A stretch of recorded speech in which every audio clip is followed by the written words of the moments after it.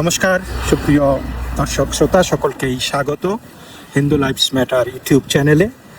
দর্শক, mad cow নামে একটা ডিজিজ আছে, তো এইটার গুণাগুণ বা নির্গুণ বা খারাপ দিক, সিমটম এগুলি কি আমি পুরাটা জানি না।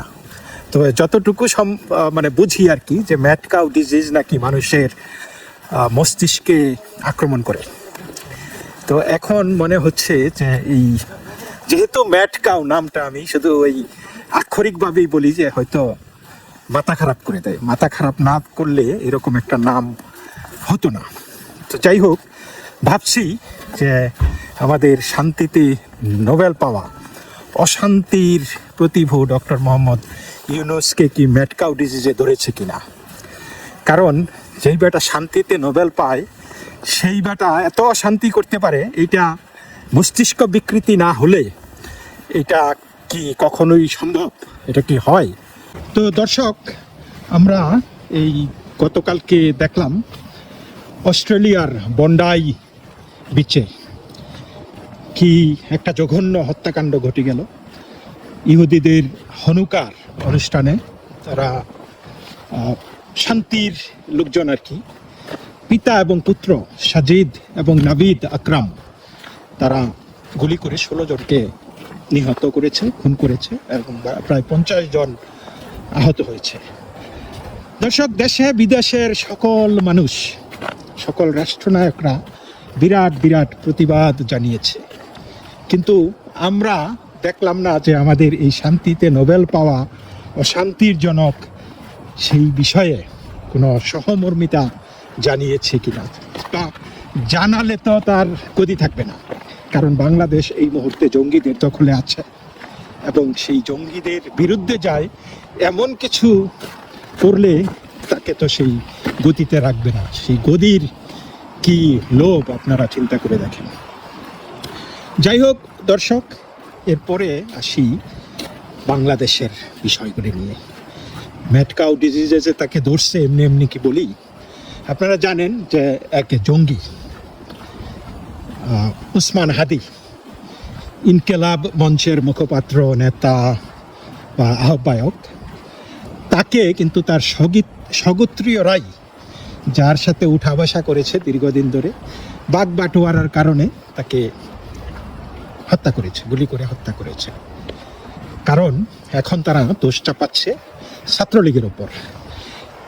দর্শক, এই 5ই আগস্টের পরে ছাত্রলীগের টিকিটেও খুঁজে পাওয়া যাচ্ছে না, চারিদিকে তারা পালিয়ে আছে, লক্ষ লক্ষ জেলে আছে, বাড়িঘর ছাড়া সবাই। কিন্তু সেই ছাত্রলীগ নেতা, অভিযুক্ত যেই ছাত্রলীগ নেতা বলা হচ্ছে আর কি, সেই নেতা কিন্তু ঘুরাবেড়া করতো। সেই নেতা অস্ত্র সহ চাঁদাবাজি করতে গিয়ে 17 লাখ টাকা চাঁদাবাজি করতে গিয়ে ধরা পড়ে তারপরে আবার জামিনও হয়ে গেছে। এমন এই গত আগস্টে এই জামিনের মেয়াদ শেষ হয়ে যাওয়ার পরে আরও 1 বছরের জন্য সেই জামিন বাড়িয়ে দেওয়া হয়েছে।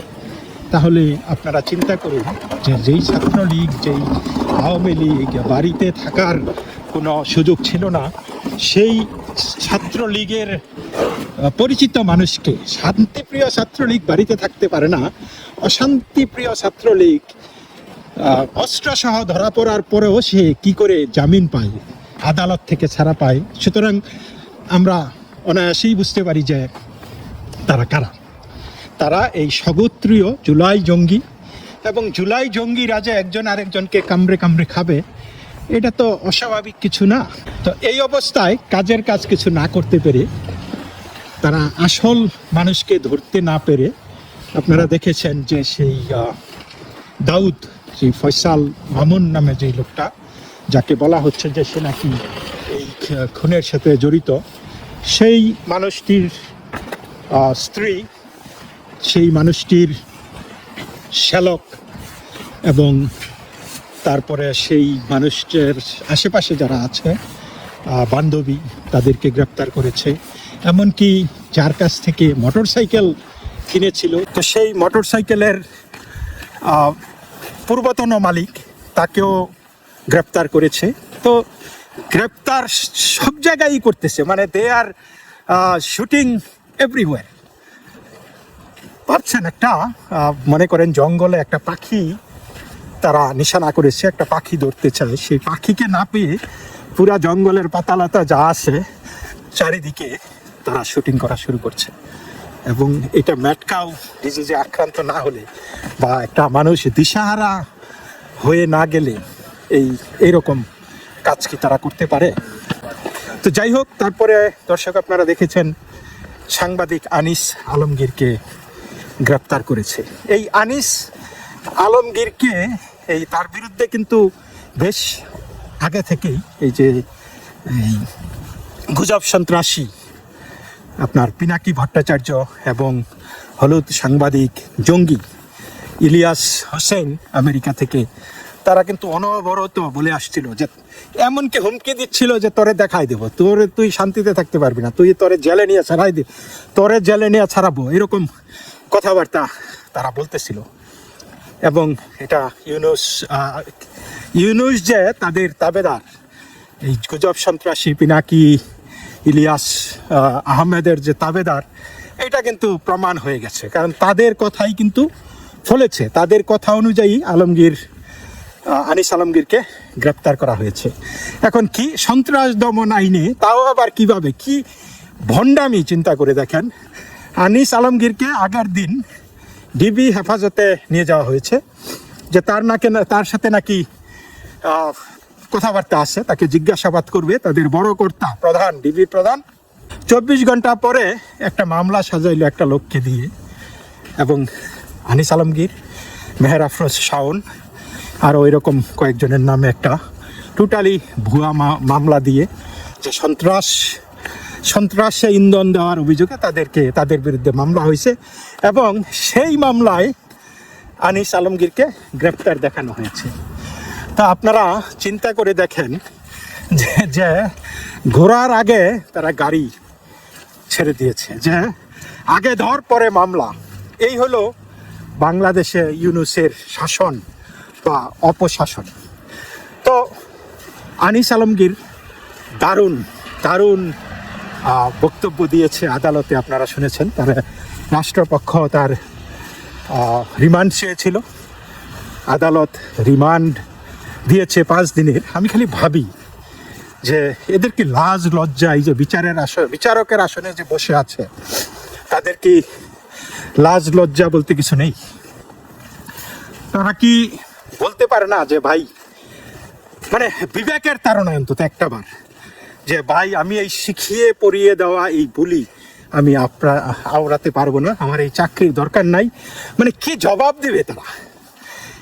কি জবাবটা দেবে যে এই শিখিয়ে পড়িয়ে বুলি আউড়িয়ে তারা আদালত চালায়? নির্ঘাত অসত্যকে তারা অসত্যের সামনে দাঁড়িয়ে তারা কেন বলে না যে না, এটা আমি করতে পারবো না, আমি জানি না।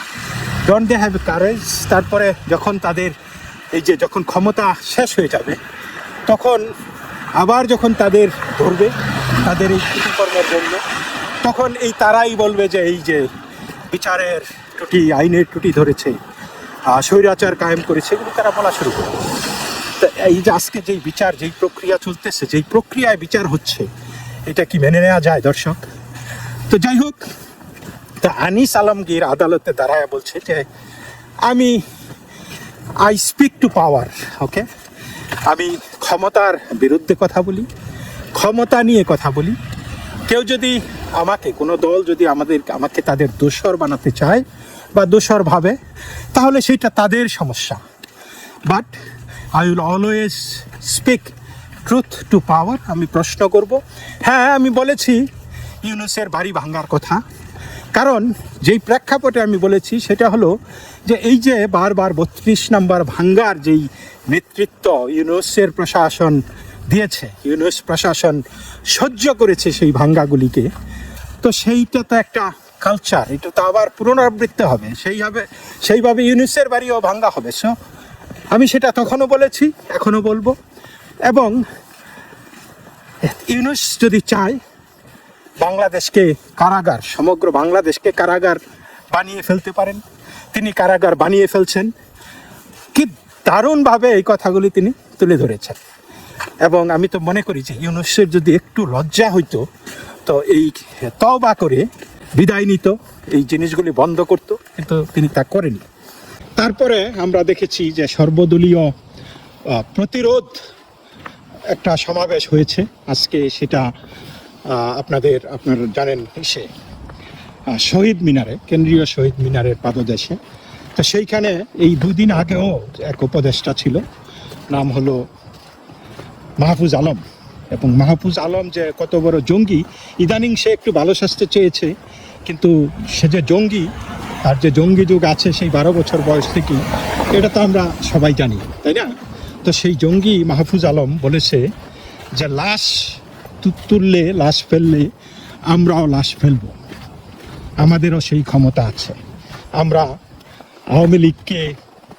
আওয়ামী লীগের সকল বাড়িঘর 5ই আগস্টের পরে ভেঙে ফেলার ক্ষমতা আমাদের ছিল, কিন্তু আমরা সহিষ্ণুতা দেখিয়েছি। এবং আমাদের সেই ক্ষমা যদি আজকে তারা দুর্বলতা ভাবে, তাহলে তারা ভুল করবে। তাদের লাশ ফেলার ক্ষমতা আমাদের এখনো আছে। তো তাই নাকি তোমরা লাশ ফেলোনি?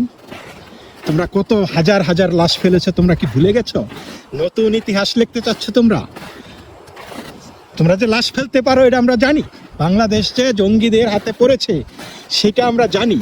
সো এই লাশ ফেলার গল্প বলাটা, এটা আবার স্মরণ করিয়ে দেয় সবাইকে যে এই লোকগুলি লাশ ফেলেছে, এরা লাশ ফেলতে পারে এবং তারা আবারও লাশ ফেলবে, এইটাই কিন্তু প্রমাণ হয়।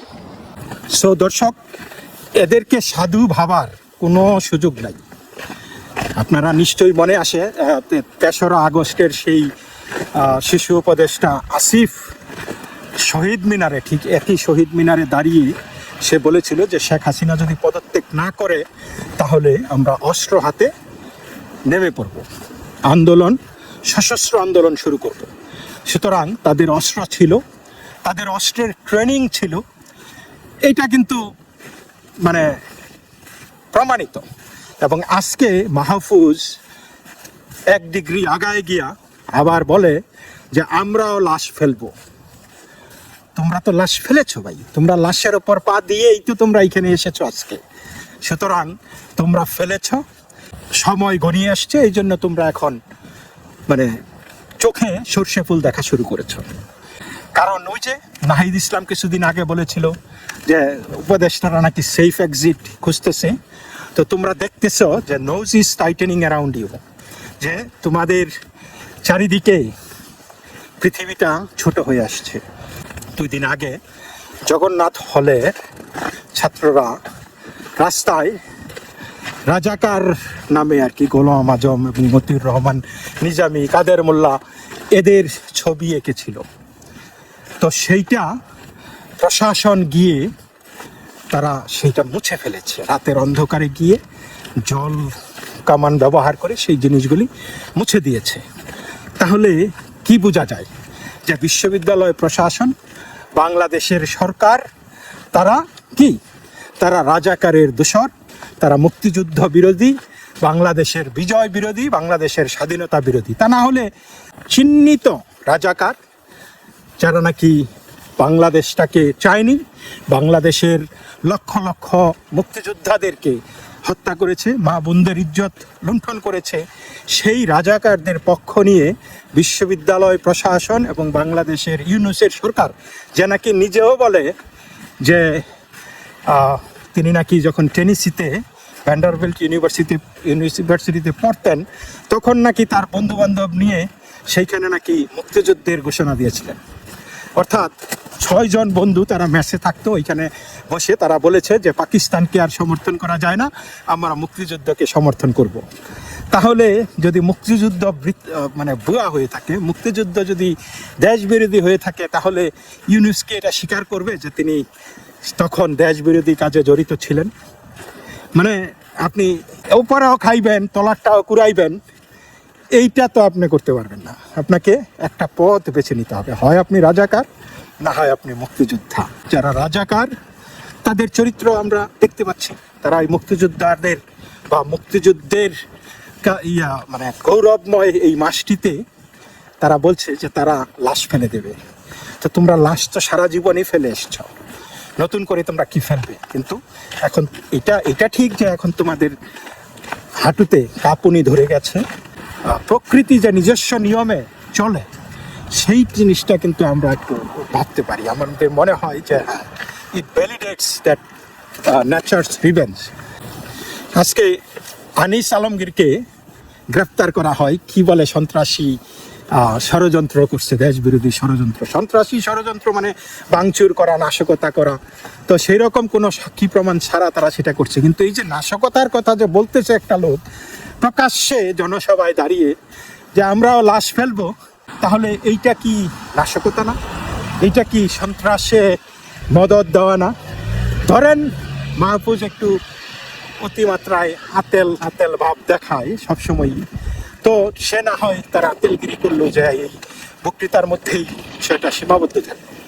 কিন্তু তার সাঙ্গপাঙ্গরা, অনুসারীরা যদি এই জিনিসটাকেই ধারণ করে বিশ্বাস করে তারা ঠিকই লাশ ফেলা শুরু করলো, এই দায়ের বাঘটা কি মাহফুজ আলমরা নেবে? তাদের যে ম্যাড কাউ ডিজিজে ধরছে, এই জিনিসটার আরও কিছু আলামত পাই। তারা ভারতকে হুমকি দিচ্ছে।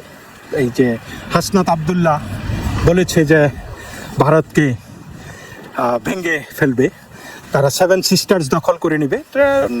Not a bad thing. ইউনুসের তো শিষ্য, এর চাইতে আর কি বলবে। মাহফুজ বলেছে বাংলাদেশে এই যে লাশ পড়ার রাজনীতি দেশে আনা হয়, তাহলে মুক্তির সংগ্রামও বিদেশে চলে যাবে। মানে প্রকারান্তরে তারা ভারতকে হুঁশিয়ারি দিচ্ছে। ইভেন ভারতের হাইকমিশনারকে পররাষ্ট্র মন্ত্রণালয়ে ডেকে নিয়ে সেইখানে তারা প্রতিবাদ জানিয়েছে যে শেখ হাসিনাকে বা কামাল হোসেনকে, এই যে স্বরাষ্ট্রমন্ত্রী, তাকে বাংলাদেশে ফেরত পাঠাতে হবে। তারা দণ্ডপ্রাপ্ত। এবং ভারতে বসে যেই হুমকি দামকি দেওয়া হচ্ছে, যেই বাংলাদেশে যেই অরাজকতার জন্য বা হাদিকে গুলি করার জন্য যেই আনন্দ উল্লাস চলছে, এগুলি বন্ধ করার জন্য। এবং ভারত স্পষ্টভাবে বলে দিয়েছে যে বাংলাদেশের কোনো আভ্যন্তরীণ বিষয়ে তারা জড়িত নয়। শেষে একটা মোক্ষম জবাব দিয়ে দিয়েছে যে আমাদের সবসময়ই আহ্বান থাকবে যে বাংলাদেশের সরকার একটি সুষ্ঠু, নিরপেক্ষ, অন্তর্ভুক্তিমূলক, ইনক্লুসিভ এবং গ্রহণযোগ্য, বিশ্বাসযোগ্য একটা নির্বাচন করবে। কতগুলি শর্ত সেইখানে দিয়ে দিচ্ছে যে আমার বিশ্বাস যে সরকার সেটার জন্য কাজ করবে, আমাদের বিশ্বাস। এবং সেটার জন্য যা যা করা প্রয়োজন আইন শৃঙ্খলা পরিস্থিতি রক্ষার ক্ষেত্রে সরকার সেই ব্যবস্থা নেবে। ভারত দ্ব্যর্থহীনভাবে এটা বলে দিয়েছে। এটা কিন্তু এক ধরনের কষাইয়া থাপ্পড়, মানে দুই কানটাই না ধরে এমন থাপ্পড় বাংলাদেশকে দিছে যে কিছুদিন পরেই বাংলাদেশ খালি ভারত জিগির তোলে।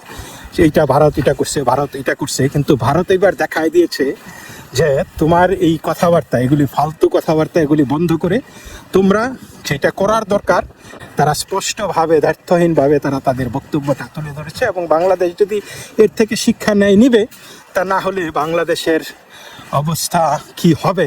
যা হচ্ছে তা তো আমরা দেখতেই পাচ্ছি, এবং যা হবে আমরা কি সেটা দেখতে পাচ্ছি। তো এই পর্যন্তই দর্শক, সকলেই ভালো থাকবেন। নমস্কার।